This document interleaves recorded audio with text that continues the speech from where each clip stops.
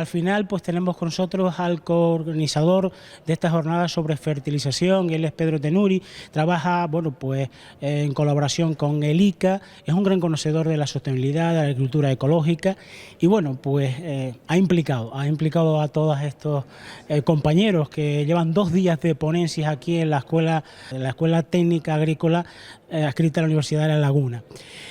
Pedro, buenas tardes. Buenas tardes. Sí. Bueno, háblanos de esta jornada. ¿Cómo es que se les ocurrió a ustedes, pues, bueno, contactar con todos los compañeros? ¿Cuál era el objetivo? ¿Cuál eran los fines? Sí, bueno, la verdad que esto responde a una necesidad directa que estamos viendo con los agricultores en campo de dudas, de aspectos que vemos que están faltando en profundizar y en recordar a los agricultores, ¿no? Los temas de fertilización, que son aspectos clave, ¿no? Y fue un poco lo que nos inspiró a decir, oye, vamos a ver qué estamos haciendo a nivel técnico, a nivel profesional, con seriedad, con rigor en nuestras islas. Hemos traído algunas de las experiencias, no todas, nos han faltado otras muchas, ¿no? Pero bueno, hemos traído importantes experiencias de años también para un poco poner sobre la mesa qué es lo que se está haciendo y cuál es la necesidad real, ¿no? Para responder con otros cursos, con otras jornadas, a seguir respondiendo a esto, ¿no? Porque esto es algo que crece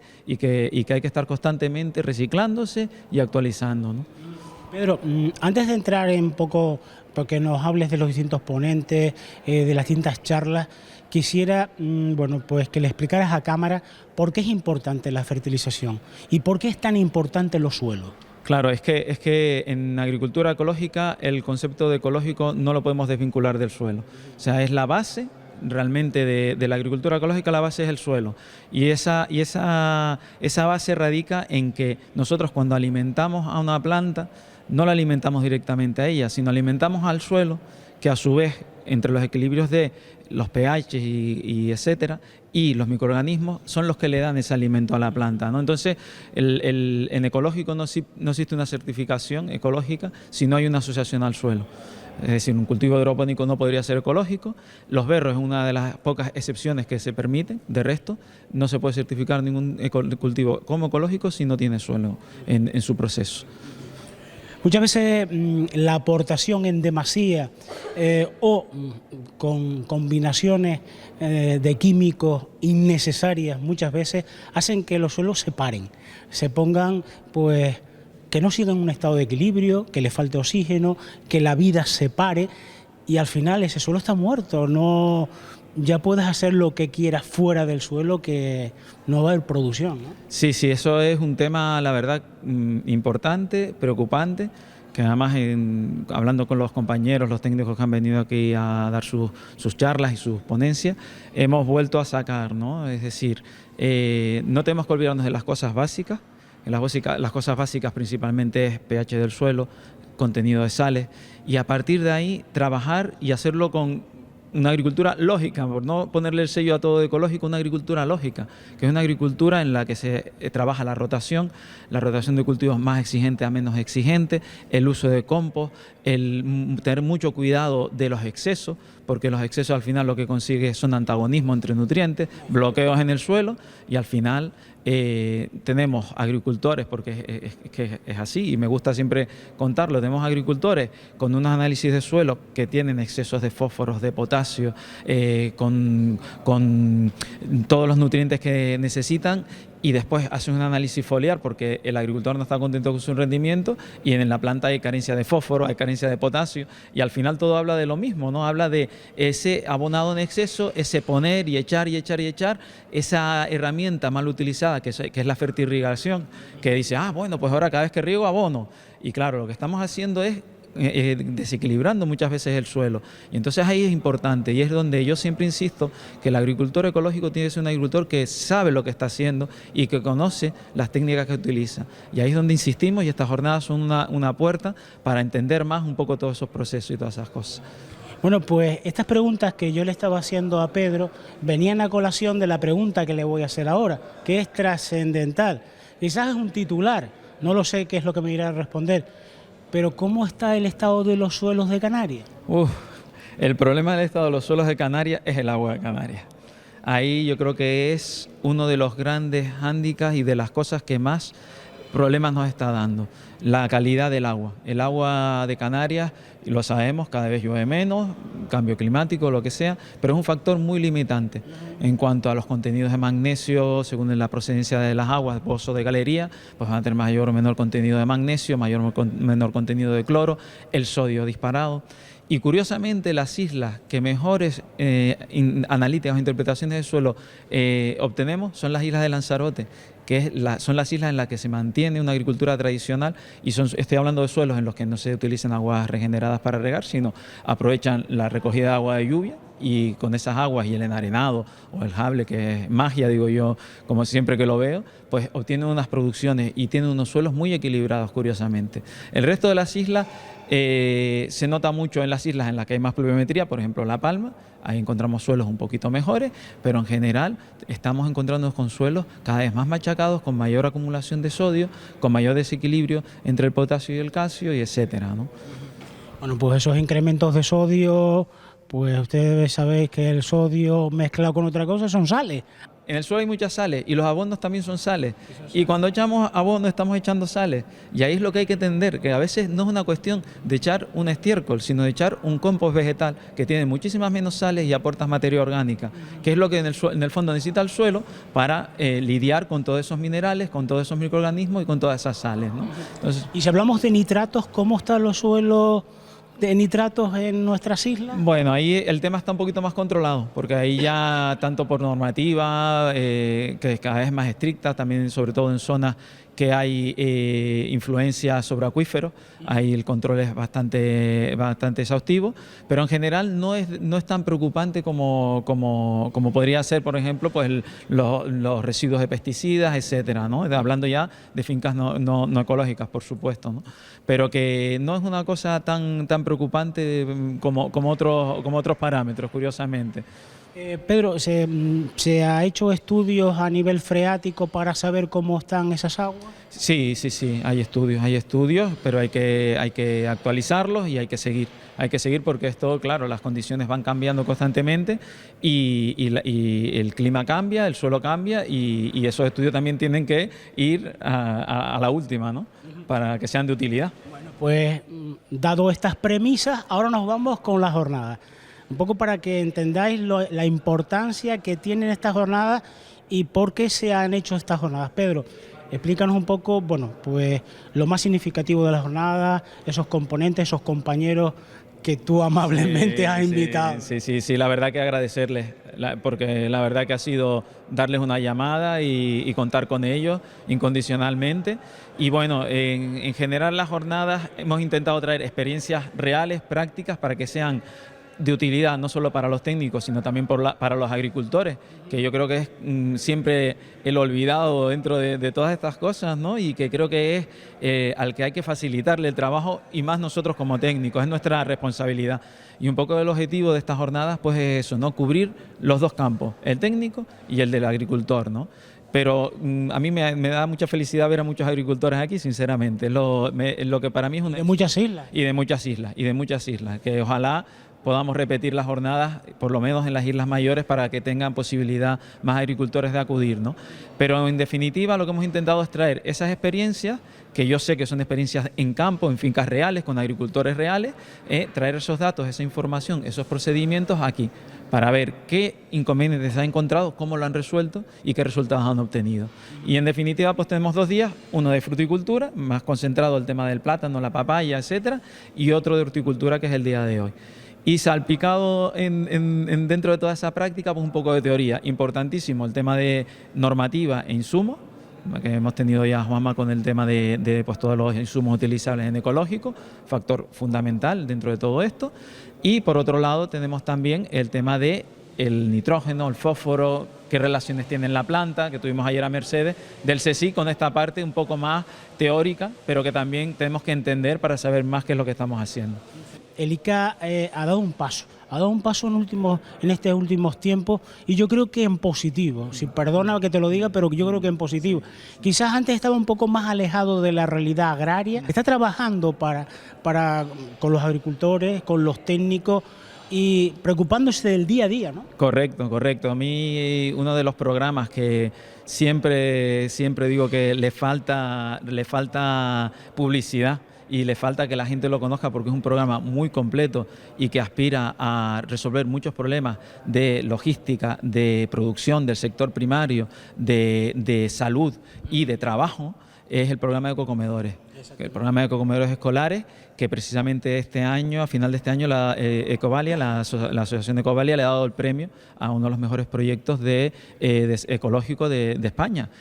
Y es un programa muy completo. Eso dice mucho de... Dice mucho y anima mucho también, porque esto hay que poner también mucho de la cosecha propia, como digo yo, porque hay que echar muchas horas que no se remuneran muchas veces y que habla de un equipo que cree en el proyecto y que está involucrado, ¿no? Y la verdad que es un proyecto que a través del Facebook, página web, cada vez estamos trabajando más esa parte de comunicación y que es muy interesante que la gente conozca y incluso estuve hace muy poco en la Feria de Biocultura y me sorprendía, ¿no?, ver cómo la gente hacía como alarde de algunos colegios que estaban empezando a tener comedores ecológicos y yo pensaba aquí que son ya 54 colegios en todas las islas con más de 150 agricultores involucrados en todo el proceso, pues que están y 1000 y no sé cuántos niños que también están comiendo ya en ecológico, pues digo, estamos haciendo algo tan grande que llevamos 4 años en este trabajo, que es bueno que la gente lo conozca y lo apoye, porque lo que realmente necesita es más apoyo para que esto vaya más y sobre todo el objetivo inicial de siempre de este programa, que sea sostenible por los agricultores. Es decir, no, en este programa no hay una subvención, no hay nada, son los propios agricultores los que les estamos dando la oportunidad de que se organicen y que ellos mismos lo gestionen.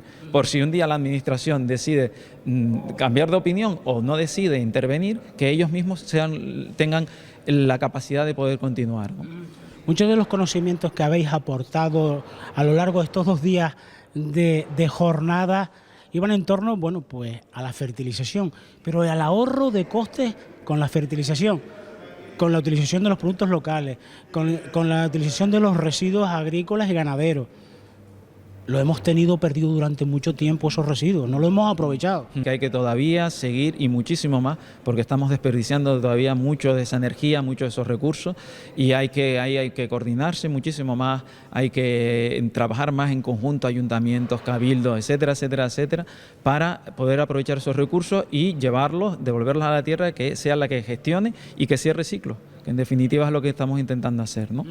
Bueno, pues nosotros somos un programa eminentemente agrícola del sector primario y claro, tenemos que tirar para casa y para tirar para casa pues le pedimos a la administración que todo el dinero no se vaya para otras áreas del conocimiento, que se vaya también para la investigación agraria. Ahí está el ICA, él lo ha comentado, lo he comentado yo, una renovación importante, apuesta por lo que se está haciendo en este momento. Hay investigadores, gente joven que lo está dando todo, que son la gente que nos van a salvar, bueno, pues de las plagas, de los suelos que están parados, que están bloqueados y de muchas cosas más que están por venir. Yo creo que falta dinero y falta dinero para investigación y en la universidad también tiene que apostar por ustedes y por jornadas como esta. Claro, claro, y aparte yo he estado años también trabajando en investigación y yo siempre insisto lo mismo.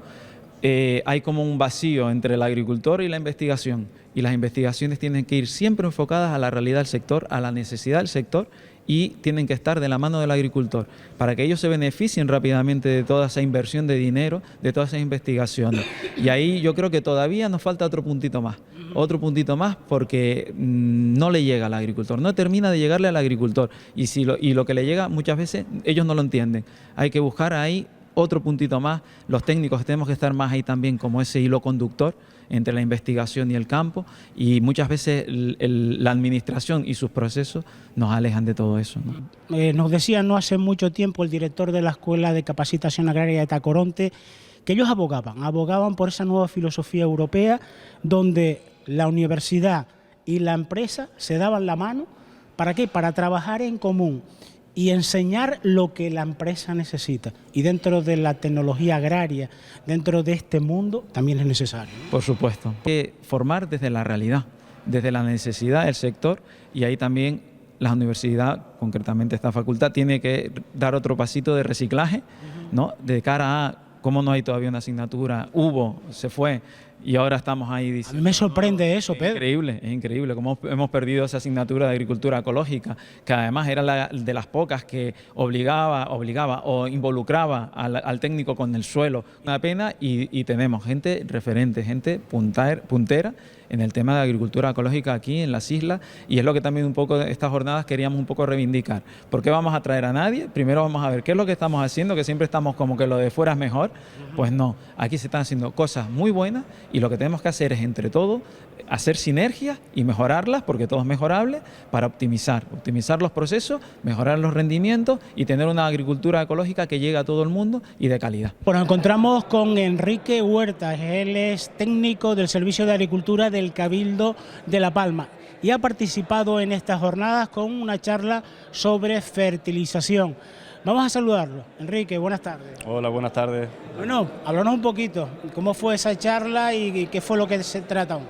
Y un poco pues basada en lo que es el programa de agricultura sostenible que está llevando a cabo el Cabildo Ciudad de La Palma, y que bueno, se trata de un programa que lo que se intenta es, por un lado, dar salida a todos aquellos subproductos que tenemos en la isla, a veces llamados residuos, nosotros lo queremos llamar subproductos, provenientes de la propia actividad ganadera o por la actividad agrícola, que debidamente aprovechados y valorizados pues se están utilizando como fertilizantes en las fincas agrícolas de la isla, principalmente en las fincas de platanera. Y bueno, un poco lo que hablamos fue de la experiencia, poniendo como ejemplo pues 4 fincas que están dentro del programa, y explicando un poco pues cuál es nuestra experiencia y cuáles son los resultados obtenidos dentro de estas fincas, de estas explotaciones. Está hablando de residuos agrícolas, es decir, bueno, pues el compost, las hojas de jardinería, también los mismos residuos de la platanera, bueno, también temas, bueno, pues de ganadería, derivados de la ganadería, que se pueden utilizar y se ahorra costos, ¿no? Sí, eso es uno de los beneficios del programa. Por un lado, al haber una menor dependencia por parte de los agricultores y también de ganaderos de la utilización de productos provenientes del exterior, que hay que comprarlos, que son caros, pues hay que transportarlos, hay que fabricarlos, y al utilizar subproductos que en principio no tienen coste porque en principio son tratados como residuos, pues lógicamente eso va a suponer un ahorro para el bolsillo de las explotaciones, y por otro lado también una mejora, un beneficio para el bienestar ambiental de la propia isla, porque se trata de productos que si no se reciclan de esta manera, pues al final van a vertederos o a lugares donde muchas veces no deberían de ir, ¿no? Entonces es un beneficio mutuo, por un lado para los propios agricultores y por otro lado para el bienestar general del medio ambiente insular, ¿no? Enrique, ¿se ha podido contabilizar ese ahorro de coste, pongamos en una hectárea, según los estudios que ustedes hacéis? Porque recuerden, amigos, llevan trabajando desde hace varios años, que yo recuerde, y participando en muchas fincas de la isla de La Palma, en distintas zonas. Al igual que hay mucha variabilidad de los tipos de fincas, tamaños, zonas, etcétera, pero más o menos podríamos estar hablando en torno a los 1.500 o 2.000 euros de ahorro en cuanto a la fertilización se refiere en las fincas de platanera, que es de la que más datos tenemos. Eso es importante. Sí, es bastante importante, sí.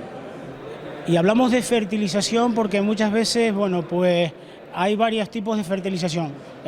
Pongamos, aportación directa de esas capas de, bueno, pues de residuos agrícolas, de jardinería, o directamente haciendo compostaje. Sí, el programa tiene dos, por así decir, dos actuaciones principales. Por un lado son todos aquellos subproductos de origen sólido, que bueno, que su mejor forma de gestión es precisamente por método de elaboración del compost. Y de hecho se está trabajando en eso mediante una serie de convenios con otros organismos que colaboran con el Cabildo, como puede ser por ejemplo ADER o el CIAP, etcétera. Y por otro lado estaríamos hablando de la gestión de los subproductos de origen líquido, en forma líquida, que en este caso estaríamos hablando de los purines provenientes de las granjas de porcinos de la isla, que estamos hablando por un estudio que se hizo en el 2013 del orden de 10.000 metros cúbicos de producción anual, que por medio de un sistema de elaboración de una especie de té de compost denominado CFE, Sistema de Elaboración de Fertilizantes Ecológicos Líquidos, pues se transforma en un fertilizante muy interesante que se utiliza directamente para la fertilización de la platanera. Ustedes hicieron también estudios en Naranjera, ¿no?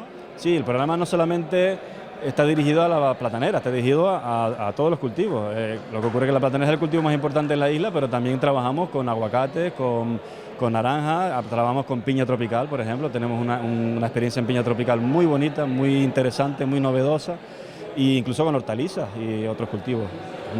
Enrique, ¿desconocen los palmeros el trabajo que se está haciendo desde, bueno, pues de la Agencia de Extensión Agraria adscrita al Cabildo Insular?